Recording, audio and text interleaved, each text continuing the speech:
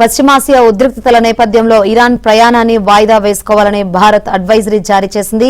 ఇరాన్లో నెలకొన్న భద్రతా పరిస్థితుల దృష్ట్యా అక్కడికి వెళ్లాలనుకుంటున్న పౌరులు తమ పర్యటనను వాయిదా వేసుకోవాలని టెహ్రాన్లోని భారత రాయబార్య కార్యాలయం తెలిపింది.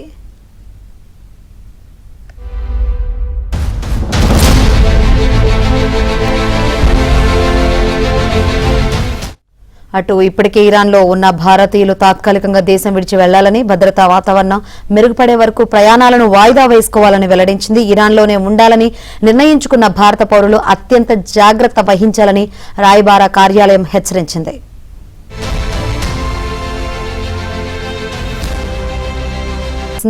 ఇరాన్లో నెలకొన్న భద్రతా పరిస్థితుల దృష్ట్యా అక్కడికి వెళ్లాలనుకుంటున్న పౌరులు తమ పర్యటనను వాయిదా వేసుకోవాలని టెహ్రాన్లోని భారత రాయబార్య కార్యాలయం తెలిపింది.